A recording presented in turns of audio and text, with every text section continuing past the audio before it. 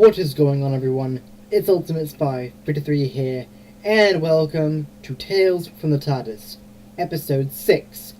In today's episode, I thought I'd talk about the evolution of the Doctor Who title sequence. I won't be going into the music used in each sequence, as I want to avoid copyright infringement with the use of the music, so I'm just going to go through how each title sequence changed throughout the nearly 55 years of Doctor Who. The first sequence we see is used for William Hartnell's first Doctor run. It starts out with patterns of white light being shown over a black and white screen until the words Doctor Who slowly form from the different light patterns. Then zoom out, followed by the episode title and episode number. This is also shown in place of the 11th Doctor's third title sequence for the 50th anniversary special that was also set during Series 7, so as to mark the anniversary of the show. The next title sequence shown is during Patrick Troughton's second Doctor run. It starts out with a much more grainy light effect, with a lot more light patterns filling the black and white screen. The patterns slowly fade to the second Doctor's face. This would be a stylistic trait until the 7th Doctor title sequence, and then the light patterns fade to a more simplistic Doctor Who logo, while multiple logos reflect the logo itself, some being backwards until it fades like the previous logo, while the light pattern is still going on, which, after a few seconds, eventually fades to the episode title and number. The next title sequence we see is the first sequence to be shown in color, with the same kind of light pattern repeating, this time in different shades of red and an almost diamond shape. Then some turquoise and purple mix into the effect. Then the shades of red turn black for a second, then to a light green, then the turquoise and purple behind it fades away, and after a second or two, so does the light green effect, which then fades to a bright pink and yellow pattern that resembles John Pertwee's third Doctor, which then fades into the Doctor himself, for the first time in color. A new Doctor Who logo then appears in front of the Doctor's face with the same pink and yellow light pattern as before, followed by the Doctor's face turning green and blue, which then fades away to a green Doctor Who logo. Meanwhile, a new light pattern effect appears as a swirl of purple and blue, and after a couple of seconds, the logo fades away. The swirl effect then turns to a red color, then different shades of red after the episode title zooms into view. Afterwards, the swirl effect changes shape and turns green while the writer of the episode pops into view. And a few more seconds go by as the new yellow and red swirl effect slowly fades away, but not before the episode number pops up. The next sequence is used for John Pertwee's last season as the Doctor, this time starting out with a black space, probably to represent the time vortex, and features dozens of blue light flashing past the screen. This then transitions to a yellow, green, and blue wormhole tunnel, which fades to John Pertwee's third Doctor, but not just his head, his actual full body. His figure then zooms away, before we are briefly shown the blue light black space featured at the beginning, then to the wormhole where the Doctor has been outlined into the tunnel, where his frame then fades to white, and we zoom into a glassy rainbowed diamond-shaped wormhole tunnel where a new Doctor Who logo fades into view behind us, then zoomed past. And before the sequence ends, the episode title pops up, followed by the writer and the episode number. The next sequence, which is very similar to the wormhole effect, is shown for Tom Baker's fourth Doctor run, starting off with a black screen with two multicolored bars on opposite sides are zooming past us, which then animates into a rectangle tunnel outlines in the shape of the TARDIS, which comes into view, fades closer, and then fades into the wormhole tunnel, which is now a more metallic silver color, and after a few seconds transitions into Tom Baker, without his hat, however. He transitions into an outline of himself, which then zooms into the same diamond-shaped tunnel sequence as John Pertwee's last season. The next sequence is in Tom Baker's final season.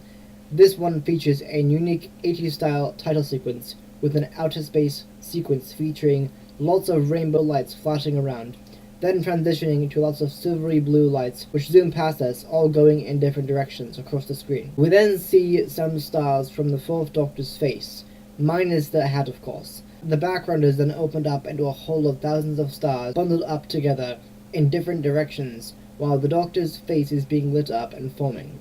Then the sequence fades to another hole with the colors of the Doctor's skin and hair being sent in all directions, while his face zooms past us. We then see bundles of stars shaping the new Doctor Who 80s logo. A light flashes before us, before the logo is shown more clearly, and splits up and down as the logo multiplies itself before fading into the starry night of space, where the episode title fades in, followed by the writer or writers, depending on if two people wrote it, and then the part of the serial. The idea of changing episode to part started happening as soon as the mid-70s to early 80s, and on. The next title sequence happened for Peter Davison's Fifth Doctor run. This one was basically the same sequence as Tom Baker's final season, except for the addition of different rainbow lights appearing and disappearing in different places, with some bigger than the last title sequence for Baker's run. The next sequence was changed slightly for Colin Baker's Sixth Doctor run. Instead of the sequence starting with the starry space and then having stars form the Doctor's face, we are shown brighter rainbow lights flashing, followed by bunches of purple and red glittering lights dancing around stars, forming the Doctor's face, which then pan an assortment of beautiful rainbow colors before showing the Doctor grinning and then zooming past us like the previous title sequence, followed by the same purple and red glittering lights. Then the Doctor Who logo appears, this time as it's floating through the water, before appearing in the same flash of light as the sequence before it.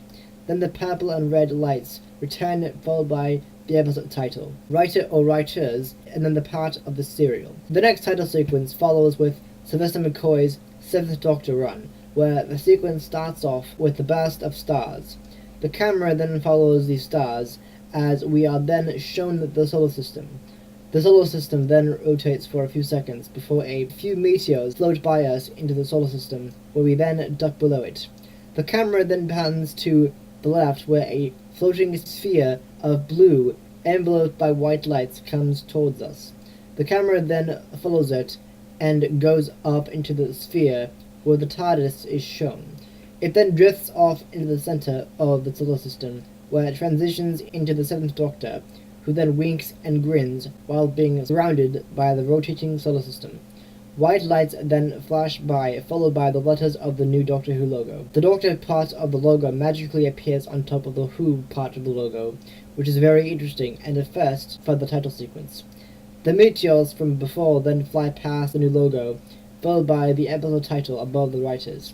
Then a flash of white appears, followed by the beginning of the episode, where the part of the serial is shown. The next sequence, and the only appearance of this one, happened in the 1996 TV movie of Doctor Who. It starts out with the Doctor Who logo that was first introduced in the Third Doctor's first season being zoomed into the screen after a brown space ripple with silvery white in the middle reveals the logo. It then slowly turns backwards and zooms out into a multicolored time vortex with meteors flashing by, followed by the words starring Paul McGann, which then flips away into special guest star Eric Roberts, and then guest starring Daphne Ashbrook, Sylvester McCoy, Gigi So, John Novak, Michael David Sims. The TARDIS then zooms into view, hits the screen, and then flies back into the time vortex. The next title sequence, which would remain the same for the 10th Doctor, started with Christopher Eccleston's 9th Doctor run, which featured the new time vortex with the BBC logo appearing at the start, and the TARDIS spinning before us as we follow it through the circles of the blue vortex, before we reach space and find the TARDIS exiting another vortex, where it then slowly spins into the next one, this time in orange-red color. We then see the Doctor's actor name, followed by the companion actor name, and then the new Doctor Who logo, and my personal favorite. The logo then flies away, where we are then reunited with the TARDIS, which then spins around while the episode title and writer or writers fade into view, and then the TARDIS flies away, ending this sequence. The sequence from the 10th Doctor's era remained the same, with the difference in the coloring of the Doctor Who logo. In the Ninth Doctor sequence, the logo is a silvery color with yellow dots on parts of the logo, with one splitting the word Doctor and Who. This was changed with Series 3, where the logo's color was changed to a fiery color with the yellow dots set behind the logo. The only other differences were the change in music for Series 4 of the 10th Doctor's era, and the brighter blue used in the first wormhole we started. I will say though, even though I can't play it for you, that my favorite opening theme for Doctor Who has got to be the 10th Doctor. For the 2007 Christmas special, a brand new theme tune was introduced featuring drums, bass, and violins, and other instruments that I don't recall. That's just based off what I believe was used when composing the theme. The next title sequence that was used was for Matt Smith's 11th Doctor run. This one started out with the TARDIS appearing upside down in a stormy tunnel where it bobbed up and down while spinning until eventually the lightning in the lightning storm within the tunnel strikes the TARDIS, sending it flying upside down into the screen, where we have Matt Smith, Karen Gillan appear. In Series 6, when Arthur Darvill goes from a guest to a series regular, his name appears right as we hit the orange tunnel. The new Doctor Who logo, simply DW, appears before us with Doctor and Who on each side, with the TARDIS lantern set on top in between the D and W. The lantern then turns the logo into the TARDIS and then rotates into the spinning motion before flying away, revealing the episode title and the writer or writers. The next sequence that was used for the first 5 episodes of Series 7 is the exact same one used for Series 5 and 6, only with the tunnel being darker and more colorful, with the actor names fading very ghostly into view. And instead of the Doctor Who logo being represented by the D and W with Doctor and Who on either side, we are given the same logo without the D and W, but with a design based off the episode. For example, in episode 1, we had Daleks, so Dalekanium material is used to color the logo. Episode 2 we used a green color to represent the skin of a dinosaur. Episode 3 was wood to represent the Wild West theme of the episode. Episode 4 had a cube design in the logo to reflect the cubes featured in the episode. And episode 5 had the Statue of Liberty's crown on the design to represent New York, the setting of the episode, something that Doctor Who has never done for a title sequence ever. The next title sequence for the 11th Doctor happened in Series 7 Part 2, where the TARDIS spins in front of us before flying away, revealing the whole universe, with lots of planets and stars and lights and different effects before eventually having lights from Matt Smith, Jenna Louise Coleman, followed by, for the first time since the 7th Doctor's era, the Doctor's face, hidden in red gas in space. The Doctor Who logo is then formed out of white light, then shatters away into some almost electric lights, and then into a new fiery time vortex with the episode title Writer or Writers, and then the TARDIS flies back into the camera, opening her doors. Later on, the title sequence dropped the Louise part of Jenna Coleman's name, so that future episodes would just say Jenna Coleman. Also, each episode, like Part 1, would have the Doctor Who logo design reflect on what was happening in the episode, while the logos say the same. This next title sequence is interesting, as it was actually created and submitted to the BBC by a fan who had made a new 12th Doctor's title sequence, and likely enough, the BBC actually thought the sequence was good enough that they accepted it and began using it as the official Doctor Who Series 8 12th Doctor Peter Capaldi era title sequence, which I got to say is pretty awesome. This sequence starts out with the most interesting style, as it begins as it shows dozens of gears and hands spinning around until we are brought to the bright light that features a Roman numeral clock and a swirl as the TARDIS emerges from the center and then turns to the other side, also featuring a Roman numeral clock and a swirl, where the TARDIS then flies into the center where Peter Capaldi and Jenna Coleman's names fade into view while the clock fades away, replaced by planets and stars. Peter Capaldi's eyebrows, eyes, and nose then appear for a couple of seconds before fading into the Doctor Who logo. which has officially gone away with the D and W, which were not present in the last sequence either. The TARDIS then emerges from the time vortex through lots of light swirling and then flies away to reveal the episode title and writer or writers. The only change for the later Christmas specials are the addition of the Roman numeral clock being frozen and the cast names fading away like snow. And that is the evolution of the Doctor Who title sequence. It'll be interesting to see what the new Doctor Who title sequence is going to be. It could even be a thing where a fan creates one and sends it in to the BBC for them to use. Who knows? Only time will tell when we get the first episode in October.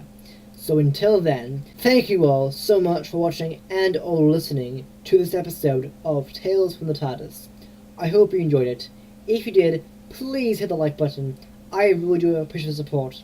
And if you're new to this channel, subscribe for future episodes of this podcast and other series that I do, as well as other content. And I'll be back next time with another episode. Alright, see ya.